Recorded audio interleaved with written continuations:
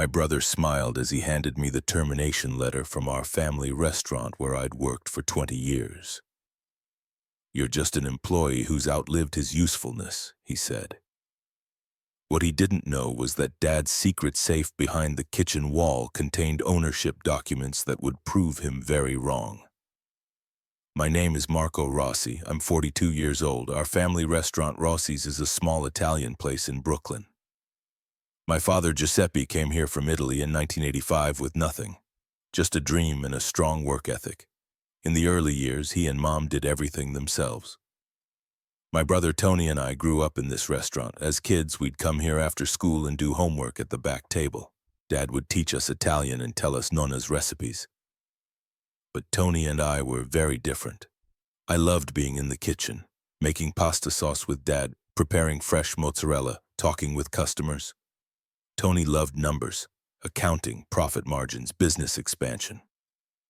When I was 18, Dad made me a serious offer. He wanted me to go to culinary school, then join the restaurant full-time. I accepted immediately. Tony studied business in college. After graduating from the Culinary Institute of America, I returned to the restaurant in 2002. I became head chef. Tony joined in 2004 with his business degree. Dad was very happy. 2 sons working together, carrying on the family legacy. The first years were harmonious. I managed the kitchen, Tony handled the books.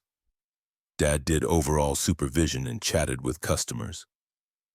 Old-school Italian hospitality, but gradually I noticed Tony's priorities were different. While I focused on maintaining authentic Italian food, Tony wanted cost-cutting and profit maximization. During the 2008 recession, our real differences emerged. Tony suggested using cheaper ingredients: frozen pasta, processed cheese, mass-produced sauce. I opposed it, saying this wasn't what Nonna would want. Dad supported me, telling Tony that quality should never be compromised and that we weren't a fast food chain.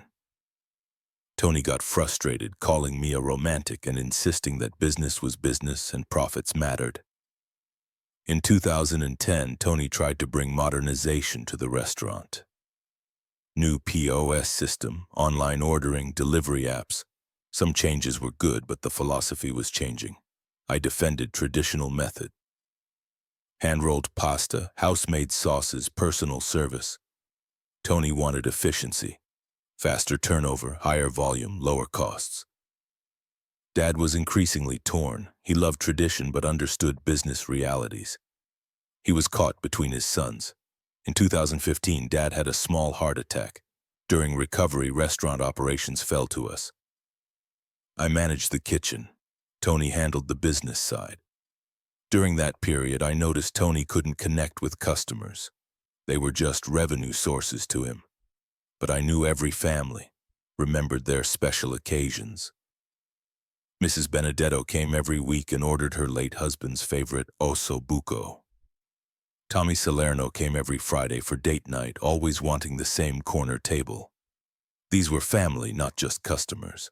Tony dismissed these relationships as sentimental waste of time. After Dad recovered, he became more contemplative, often saying that life was short and we needed to preserve the important things. In 2018, Tony made an aggressive push to turn the restaurant into a chain. He wanted to open a second location. Franchise model, rapid expansion. I opposed it, arguing that we'd lose our soul and that it was better to have one excellent restaurant than 2 mediocre ones. Dad supported me again, telling Tony that this place was special because it was personal and that anyone could make a chain store. Tony got angry, accusing Dad of always favoring me despite Tony bringing business expertise while Dad chose my tradition obsession. After that conversation, family dynamics changed.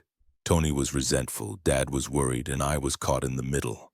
In 2019, Dad asked for a private conversation, in the office, just the 2 of us. "Marco," he said, "I need to tell you something important." "What, Papa?" Tony is different. He doesn't understand what we've built here." Dad was concerned about Tony's plans, chain expansion, corporate mentality, sacrificing family tradition. He wanted to make sure the restaurant was protected and that the real legacy was preserved. That day, Dad showed me something. Behind the kitchen, in the old brick wall, there was a hidden panel, very subtle, hard to see. He explained that my great-grandfather had built this in Italy during the war to hide valuable things. Behind the panel was a small safe. Dad taught me the combination. Inside were important family documents, birth certificates, immigration papers, insurance policies. "This is our real treasure," Dad said. "Not money, but family history." I was touched. Dad was trusting me with the most precious family secrets. A few months after that conversation, Dad started having private meetings with a lawyer. When I asked, he said it was estate planning.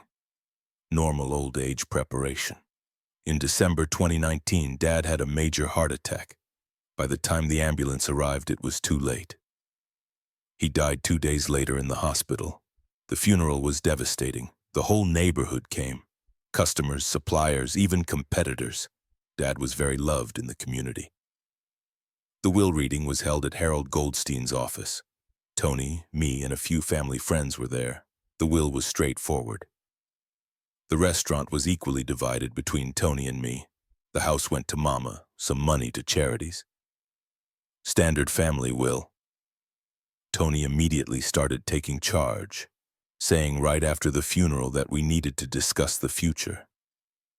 While I was still grieving, Tony started making business plans, declaring that it was time to modernize because Papa's old ways didn't work anymore. The first change was simplifying the menu. Remove specialty dishes, focus on popular items, cost reduction.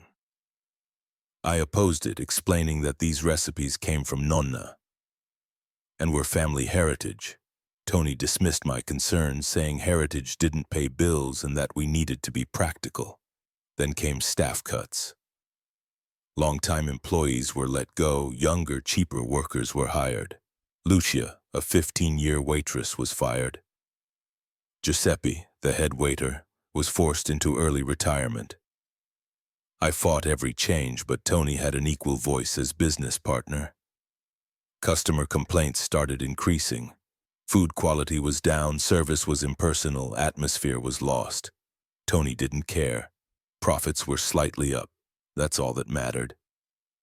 6 months later, Tony dropped a bombshell saying we needed to talk. We sat in the office.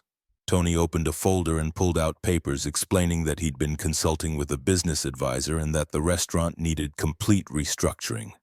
The plan was shocking. Reduce kitchen staff, use pre-made sauces, switch to frozen ingredients, transition to a fast casual concept. I told him this wasn't our restaurant but a fast food joint. Tony replied that this was a profitable restaurant, not sentimental but practical. The worst part, Tony wanted to demote me in the new structure, from head chef to line cook, claiming it was a more efficient management structure. I reminded him I'd been there 20 years, since I was a teenager. Tony coldly stated that business was business and personal feelings had to be set aside. That night at home, I thought about it. What would Dad say, watching his life's work being destroyed? The next week, Tony became more aggressive. He started implementing changes without my input. New suppliers, cheaper ingredients, staff schedule changes. I tried to resist, but Tony was acting like the controlling partner, declaring that he was the majority decision-maker and that I could adjust or leave. When I pointed out we were equal partners, Tony smiled sinisterly and said, "Not anymore." That day, Tony showed me something. New legal documents.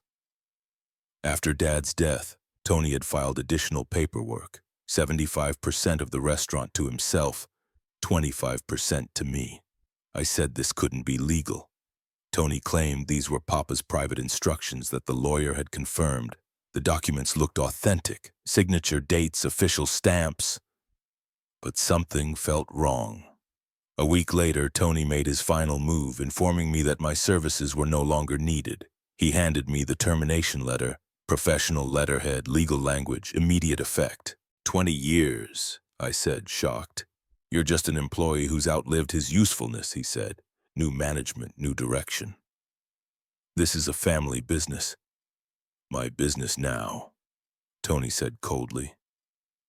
Security escorted me out of the building. 20 years of memories gone in 20 minutes. That night I was devastated. Everything Dad had built, everything we'd shared, destroyed. But then I remembered Dad's words, secret safe, hidden documents, real treasure. I returned to the restaurant that night. Tony had changed the locks, but I knew the back entrance. The emergency key was still in the same place. I entered the kitchen. Everything looked different. New equipment, different layout, foreign atmosphere. I found the hidden panel. Still there, still camouflaged. I remembered the combination. I opened the safe. The family documents were inside, but there was something more, a sealed envelope with my name on it. Inside was a letter from Dad and legal documents. The letter began with Dad saying that if I was reading this, something had happened to him and Tony had probably caused trouble. Dad had predicted everything. He wrote that he knew Tony's heart, that Tony loved money more than family, so he had taken precautions. The legal documents were shocking. Dad had secretly transferred 75% ownership to me. With a real lawyer, real witnesses, real dates. Tony's documents were fake. Dad's letter stated that I was the true heir, that the restaurant was mine and that I should protect the legacy. The documents had a different lawyer's stamp and signature than Harold Goldstein's. Dad had used a different lawyer, David Romano, an old family friend in Little Italy. The next day I visited David Romano, 75 years old, retired but still sharp. He told me Giuseppe had said I'd come, calling Dad a smart man who knew trouble was coming. David explained everything. When Dad suspected Tony's intentions, he prepared a real will. The public will was fake, a distraction. The real ownership documents were hidden in the safe. David said Giuseppe had loved both sons but knew only I understood the restaurant's soul. Legal action was immediate. David's contacts were still active. Fraud charges, forged documents, illegal business takeover. The day I confronted Tony was unforgettable. I went to the restaurant with David Romano. Tony, we need to talk. We sat in the office. Tony was confident, thinking I was just a terminated employee, asking what I wanted and saying it was too late if I wanted my job back. Actually, I said, I want my restaurant back. I placed the real documents on the table. Tony's face changed color, claiming this was impossible as he tried to grab the documents. David Romano informed him that his documents were forged and these were real.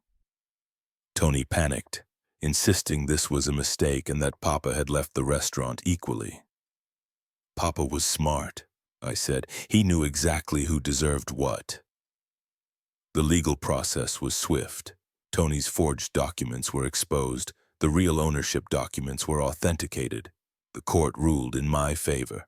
Tony was arrested for document forgery and fraud.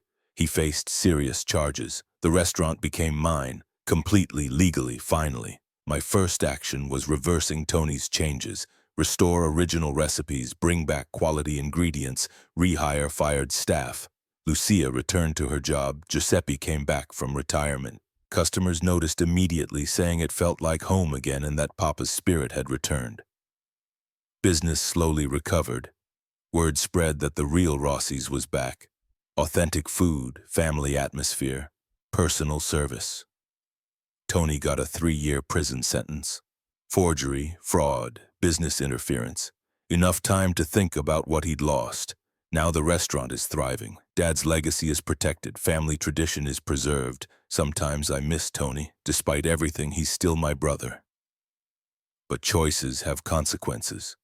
The biggest lesson: in family business, trust is important, but legal protection is essential. Dad was wise enough to provide both. The hidden safe is still there, still functional. Now it holds new documents, my will for future generations. Because the real treasure isn't in the business, it's in family, tradition, legacy. Tony chased money and lost everything. I protected the legacy and gained everything.